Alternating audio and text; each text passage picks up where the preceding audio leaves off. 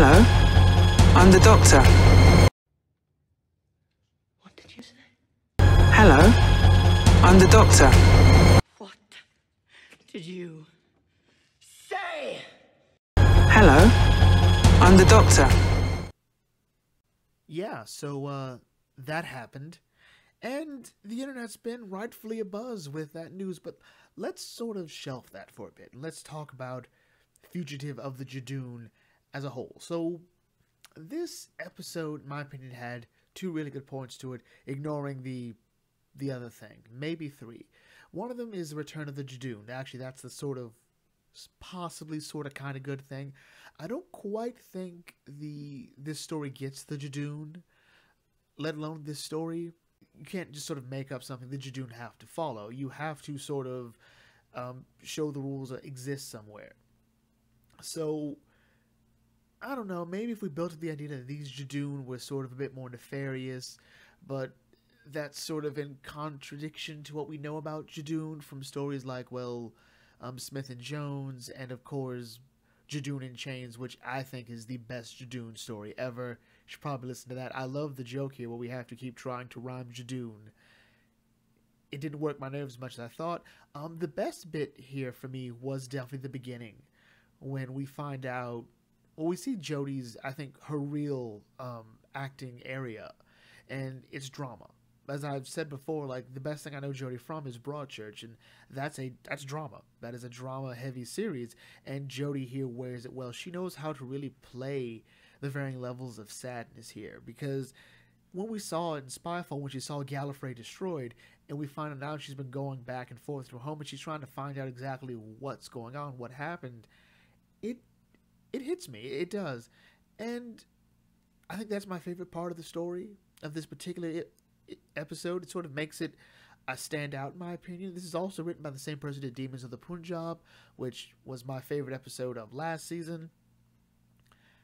The Captain Jack Harkness thing, well, I've never really been 100% on Captain Jack. I'm just like, he's alright. I know people love his character. I know people love John Barrowman. I think he's a great guy. But again, Captain Jack's never really resonated with me as a character. I don't know. I think maybe if he'd spent more time with the Doctor, that would have been better. I did like the idea that he thought Graham was the Doctor, which the more I keep hearing about it, the more I thought, could Bradley Walsh have played a great Doctor? Could he? I think I kind of want to see him do a table read. I kind of do. I think he's got a great... Actually, yeah, I kind of want that to happen now. Anyway, I like that he sort of, when he finds out the Doctor is a woman, he's like, oh, this is gold.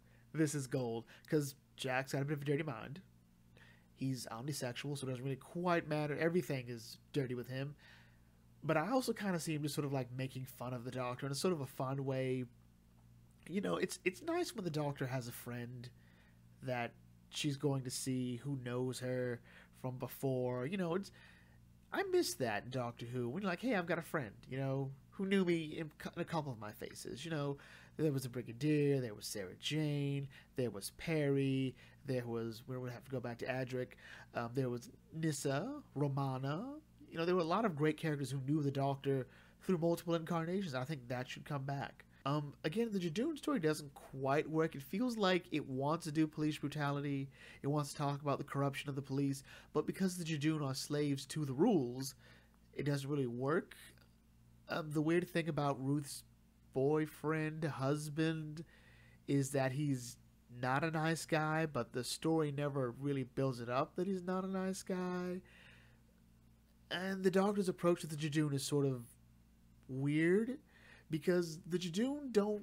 If the idea is that the Judoon are, you know, operating on a contract, then, yeah, we have to sort of stop them. But that's never really communicated for the most part. They're sort of like mercenary police, but they mostly work for the Shadow Proclamation, which, when it matters, is sort of like the police of the galaxy? Possibly universe? More than likely galaxy. And fun fact, in Doctor Who, mostly we talk about there being 7 galaxies, which I think is an ample map for good stories. But overall, the Judoon just... they exist to be a red herring, because the real thing about this story is it feels like it was supposed to be sort of like Cold Blood, and the Hungry Earth, or the Hungry Earth and Cold Blood, if we're being in the actual order. So that story doesn't really have anything to do with the overall setting of season 5. It just doesn't. What bookends it, what puts it into the main story Moffat's telling, which is Rory's death, well, quote-unquote death, and that leads into the Pandorica opens, Rory's return, and, the resetting of the universe, that all works. This episode here feels like it had Judoon in it. The Judoon were the only thing that weren't about the story, but it actually is, because it turns out the Judoon are after someone on the contract of someone else, but it's in the past. So that's weird, because going by the logic of the story here is, let me see if I can find it like a Doc Brown on a chalkboard from Back to the Future. So here we go. Someone possibly in the future, let's go with the Time Lord. Let's go with the Time Lord, Rassilon, the Master, maybe the Ronnie, or the Monk. Let's be creative. They won't be. Puts a hit out on the Doctor. All right, a specific Doctor, presumably, but because it's in the past, don't know. Let's just say that. So we have Gallifreyans.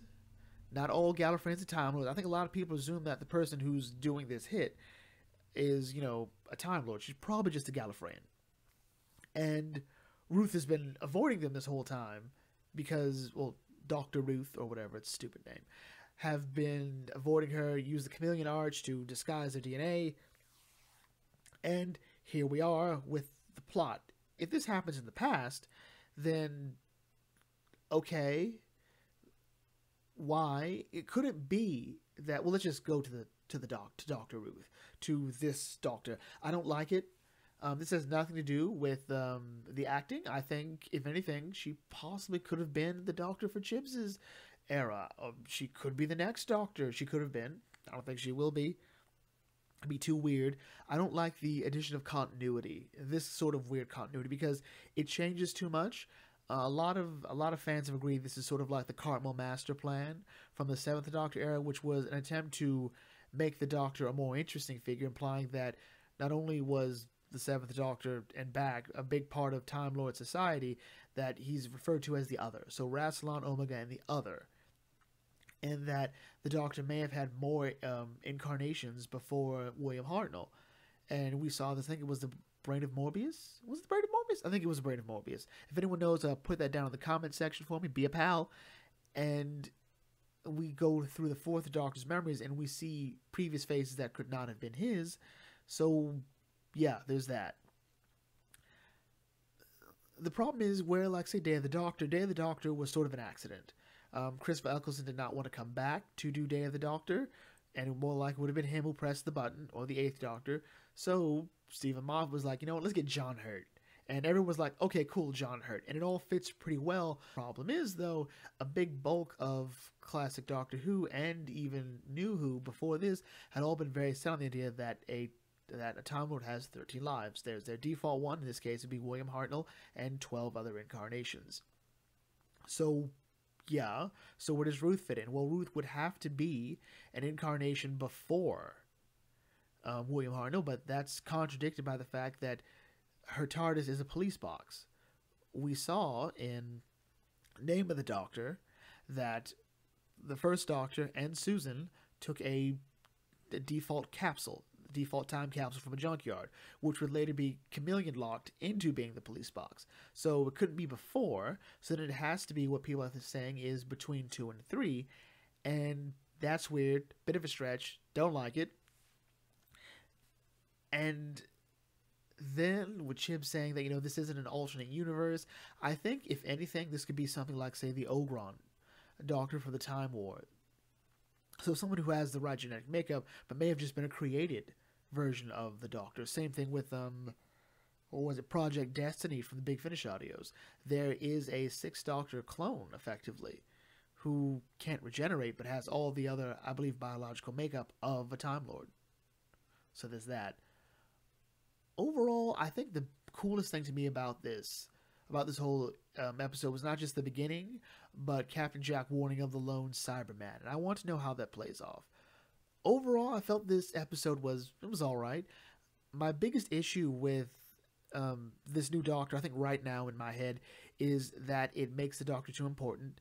It makes it feel like the Doctor is the timeless child, which I think is a horrible mistake. The Doctor does not have to be the most important person everywhere. She just doesn't. It's unhealthy. It overemphasizes the Doctor's importance in the universe. I think people like the Doctor best when, at their core, they're just a really clever person. Or at least in my mind. Anyway, with that, Mal brings the video to close here. If you're new to the Bucket Think Tank, feel free to like, comment, share, subscribe. Check out some other videos, and I will catch you all later. This is the Bucket Think Tank signing off. Thanks for watching, and as always, may your fandom serve you well.